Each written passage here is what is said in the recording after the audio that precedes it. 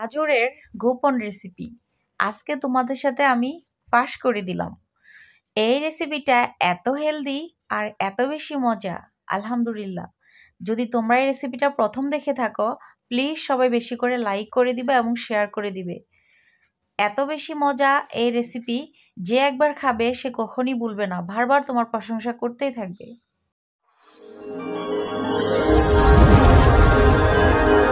আসসালামু আলাইকুম, সবাই কেমন আছেন? আশা করি ভালো আছেন। আলহামদুলিল্লাহ, আমিও ভালো আছি।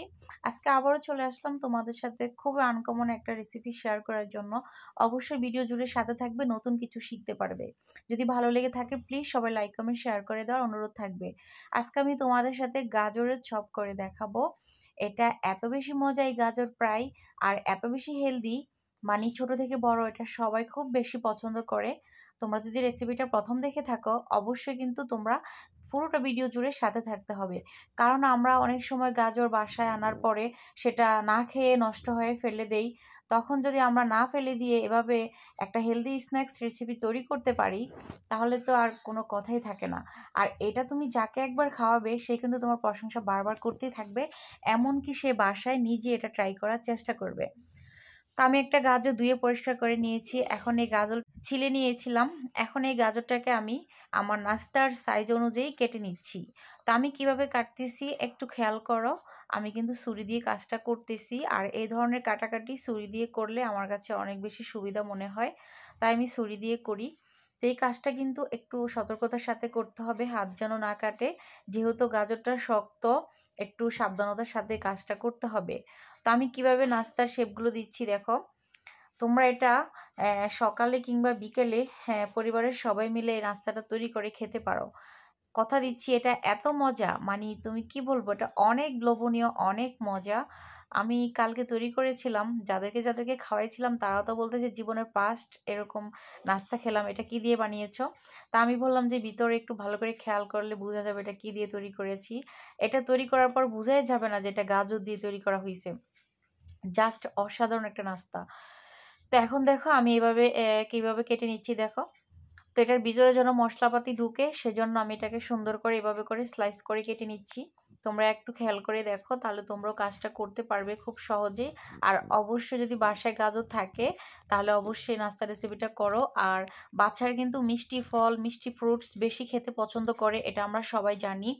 তো বিশেষ করে বাচ্চাদের জন্য তোমরা এই হেলদি নাস্তাটা তৈরি করতে পারো, ওরা অনায়াসে খেয়ে নিবে। আর আমি যে জিনিসটা তৈরি করি, আমার দুইটা বাচ্চা আছে, ওরা পছন্দ করে। আমি তোমাদের সাথে যে কোনো খাবারের রিভিউ দিতে পারি যে কোনটা বাচ্চারা পছন্দ করে কোনটা করে না। তো ফাইনালি আমি সবগুলো গাজর এভাবে স্লাইস করে কেটে নিয়েছি দেখো, কতটা সুন্দর দেখা যাচ্ছে। তো এখন হচ্ছে এই গাজরগুলোকে আমি ভাজতে চলে যাব চুলায়। আমি এটার মধ্যে কোনো রকমের কোনো কিছু ব্যবহার করব না। এখানে আমি হলুদের গুঁড়া, মরিচের গুঁড়া, বেসন, চাউলের গুঁড়া, লবণ, জিরার গুঁড়ি, ধনিয়ার গুঁড়ি, চিলি ফ্লেক্স সব কিছু দিয়ে সুন্দর একটা ব্যাটার তৈরি করে নিয়েছি। বেসনের ব্যাটার, যা যা মশলাগুলোর কথা বলেছিলাম সব মশলা দিয়ে এই ব্যাটারটা আমি তৈরি করেছি। অবশ্যই এই বেসনের ব্যাটার মধ্যে চাউলের গুঁড়িটা দেওয়ার চেষ্টা করবেন, তাহলে আমাদের গাজরের নাস্তাটা অনেকক্ষণ মচমচে থাকবে। এখন হচ্ছে আমি গাজরটাকে ভেজে নিব। তো বেসন তৈরিটা আমি, মানে আমি মনে করেছিলাম যে আমার ক্যামেরাটা অন আছে, বাট আমি যখন বেসনটা তৈরি করে ফেলতেছি তখন দেখলাম যে আমার ক্যামেরাটা আটকানো আছে অফ ক্যামেরা। তখন আমি ভাবলাম যে হায় হায়, আমি তো বেসন গোলাটা শেয়ার করতে পারলাম না। তো যাই হোক, আমি উপকরণগুলো বলে দিয়েছি, আমি কিভাবে কিভাবে বেসনটাকে গুলেছি, অবশ্যই এভাবে করলে হয়ে যাবে। তো দেখো আমি গাজরগুলোকে এভাবে চুবিয়ে চুবিয়ে সুন্দর মতো তেলের মধ্যে দিয়ে দিচ্ছি। আর এটা নিবা নিবা জালে কিন্তু ভাজতে হবে, যেহেতু গাজর একটু সিদ্ধ হতে সময় লাগবে। প্রথমে যদি চুলার জাল একদম হাই হিটে রেখে এটাকে মোচমোচে করে ভেজে নাও তাহলে কিন্তু ভিতর থেকে কাঁচা থেকে যাবে। তো একটু চুলার জালটা মিডিয়াম আঁচে রেখে তারপরে এই নাস্তাটাকে তৈরি করতে হবে। তো দেখো আমি সুন্দর করে এখন উলট পালট করে এটাকে এখন ভেজে নিব। আমি কতটা আস্তে আস্তে করতেছি কারণ হচ্ছে আমার চুলা জালটা আমি মিডিয়াম আঁচে রেখে কাজটা করতেছি, তোমরা এভাবে করবে। তো তোমাদের সবার কাছে অনুরোধ, একটা ভিডিও বানাতে অনেক পরিমাণ কষ্ট হয় আর পরিশ্রম লাগে, এটা সবাই জানো। প্লিজ সবাই একটু কমেন্ট, লাইক, শেয়ার করে দিবে। একটু একটু ভালোবাসা দেখাও তোমরা। তোমাদের ভালোবাসা পেলেই কিন্তু সামনে এগিয়ে যেতে পারবো, তা না হলে কিন্তু পারবো না। তো প্লিজ তোমাদের ভালোবাসা চাই, তোমরা একটু ভালোবাসা দেখাও। তা আমি কিভাবে করে ভেজে নিচ্ছি দেখো, এবার উলট পালট করে কিন্তু নাস্তাগুলোকে সুন্দর মতো ভেজে নিতে হবে। আর এটা অবশ্যই ভাজার পরে এত বেশি ক্রিস্পি আর হবে, মচমচে হবে, এটা অনেকক্ষণ মচমচে থাকবে। ওই যে বেসনের মধ্যে চাউলের গুঁড়িটা অ্যাড করতে হবে। আর চাউলের গুঁড়ি যদি না থাকে কর্নফ্লাওয়ার অ্যাড করতে পারেন, বাসায় যদি কর্নফ্লাওয়ার থাকে অ্যাড করতে পারেন, কর্নফ্লাওয়ার না থাকলে চাউলের গুঁড়ি দিতে পারেন। এই দুইটার একটা ব্যবহার করলে আপনার এই মচমচের কাজটা হয়ে যাবে। আমি কিন্তু কর্নফ্লাওয়ার এবং চালের গুঁড়ি দুইটাই ব্যবহার করেছি। মাশাল্লাহ, আমার এই নাস্তাটা এত বেশি জুস আর মজা, এটা হেলদি। গাজর তো স্বাস্থ্যের জন্য হেলদি। গাজর আমাদের স্কিনের জন্য প্রচুর পরিমাণে ভালো কাজ করে, এটা আমরা সবাই জানি। আর এটা বাচ্চাদের অনেক পছন্দের একটা নাস্তা। অবশ্যই বাসায় তৈরি করবে। আর গাজর কিন্তু এমন একটা সবজি, এটা সারা বছরই কিন্তু বাজারে পাওয়া যায়, এটা আমরা সবাই জানি। কখন একটু দাম বেশি, কখন একটু দাম কম।